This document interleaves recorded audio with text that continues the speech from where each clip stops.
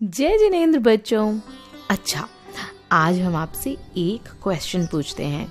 ये बताओ कि क्या एक बंदर भगवान बन सकता है? लगता तो नहीं है, लेकिन एक्चुअली बन सकता है। आज हम आपको एक मंकी की स्टोरी सुनाएंगे। वो बंदर एक फॉरेस्ट में रहता था। बंदर भाई फॉरेस्ट में रहकर खूब फल फूल खाते थे। एक पेड़ से दूसरे पेड़ पर खूब उछल कूद करते थे। ऊंची ऊंची छलांग मारकर हुआ हुआ करके सबको डराता भी था वो बंदर। उस फॉरेस्ट में कई मुनिराज आते थे और एक ट्री के नीचे बैठकर ध्यान करते थे। तो ध्यान में बैठे हुए मुनिराज को देखकर बंदर बहुत खुश होता था, लेकिन वहाँ पर कभी वहाँ पर कभी शरारत नहीं करता था। एक बार उस फॉरेस्ट में एक राजा वज्रजंग और रानी श्रीमती आए। उन राजा के 2 पुत्र थे, मतलब ही हैड 2 सन जो मुनि बन गए थे। वो दोनों मुनि उसी फॉरेस्ट में आ पहुंचे। तब राजा रानी ने उन दोनों मुनि राजों को भक्ति भाव से आहार दिया। बंदर पेड़ के ऊपर बैठा बैठा सब देख रहा था कि ये राजा रानी कितने अच्छे भावों से मुनि महाराज को आहार दे रहे हैं। ये सब देखकर उसके मन में आया कि यदि मैं मनुष्य होता तो मैं भी इन राजा की तरह मुनियों की सेवा करता। लेकिन देखो, मैं तो एनिमल हूँ, मैं तो पशु हूँ। मेरा ऐसा फॉर्चून कहाँ कि मैं मुनिराज को आहार दे सकूं। आहार दान के बाद वे मुनिराज उपदेश देने लगे। राजा रानी उनका उपदेश सुन रहे थे और बंदर भी दोनों हाथ जोड़कर मुनिराजों की वंदना कर रहा था और वहाँ बैठा बैठा उपदेश सुन रहा था।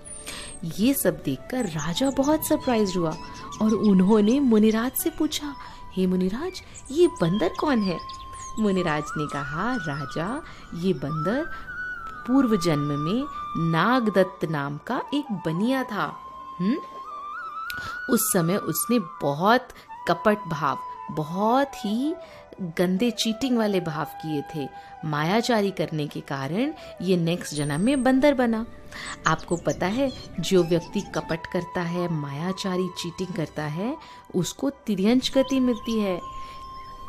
मुनिराज ने कहा, राजा, जिस प्रकार इस भव में हम तुम्हारे पुत्र थे ना, उसी प्रकार इस बंदर का जीव फ्यूचर में आपका पुत्र होगा और भविष्य में जब आप ऋषभदेव तीर्थंकर बनोगे ना, तो ये जीव आपका गणधर बनेगा और मोक्ष प्राप्त करेगा। मुनिराज के मुंह से ये सुनकर बंदर तो बहुत खुश हुआ और खुश होकर मुनिराज के चरणों की वंदना करके आनंद से नाचने लगा। बंदर के तो खुशी का पार ना रहा। His happiness had no bounds। वो रोज अच्छी अच्छी भावनाएं भाने लगा और वो बंदर मरकर मनुष्य बना। उसका जन्म हुआ भोग भूमि में, जहाँ राजा और रानी के जीव भी वहीं थे। आपको पता है भोग भूमि क्या होती है? एक्चुअली 2 तरह की लैंड्स होती हैं। एक तो कर्म भूमि, भूमि मीन्स अर्थ, लैंड, जहाँ पर हम सब लोग रहते हैं। हम सब लोग काम करते हैं, कर्म करते हैं, पैसा कमाते हैं, इसीलिए इसे कर्म भूमि कहते हैं। और दूसरी होती है भोग भूमि। ये एक स्पेशल जगह होती है जहाँ पर किसी को अर्न नहीं करना पड़ता। वहाँ ऐसे स्पेशल ट्रीज होते हैं जिन्हें कल्प वृक्ष कहते हैं। उनसे हमें क्लोथ्स, फूड एक्सेट्रा सब कुछ मिल जाता है। तो देखा बच्चों, उस बंदर ने कितने अच्छे भाव किए कि वो बंदर मरकर मनुष्य बन गया। एक बार वो सब बैठकर धर्म चर्चा कर रहे थे, तभी आकाश से 2 मुनिराज वहां उतरे और उन्होंने अनेक प्रकार से धर्म का उपदेश दिया। मुनिराज के उपदेश को सुनकर उन सब जीवों ने सम्यक दर्शन प्राप्त किया। फिर वो सभी जीव वहां से अपनी आयु पूरी करके अपनी एज कंप्लीट होने पर स्वर्ग चले गए और उसके 4 भव के बाद राजा जो थे ना, राजा का जीव बना ऋषभदेव तीर्थंकर और जो बंदर का जीव था वो बना उनका पुत्र, हिज सन, और उसका नाम था गुणसेन। वो इस संसार से वैराग्य को प्राप्त करके भगवान से दीक्षित हो गया और वो बन गए ऋषभदेव भगवान के गणधर।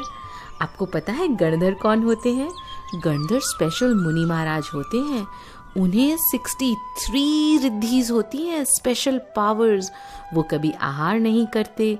भगवान का उपदेश सुनकर उससे वो द्वादशांग वाणी में कंपाइल करते हैं। They make 12 parts of the Jinvani, और उसी बर्थ से मोक्ष भी प्राप्त करते हैं। तो गुणसेन ने भी तपस्या करके केवल ज्ञान प्रकट किया और फिर मोक्ष प्राप्त किया।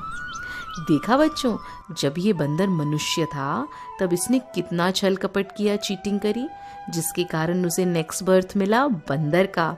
लेकिन बंदर बनने के बाद मुनिराज की वंदना और धर्म का उपदेश सुनने से उसकी अच्छी भावनाएं हो गई और वो फिर से ह्यूमन बना, फिर से स्वर्ग गया और उसके बाद तीर्थंकर का बेटा बना और साधना करके मोक्ष चला गया। आप सभी भी प्रॉमिस करो कि आप कभी भी चीटिंग नहीं करोगे, हमेशा अच्छी अच्छी भावनाएं ही भाओगे और धीरे धीरे मोक्ष प्राप्त करेंगे ना। जय जिनेंद्र।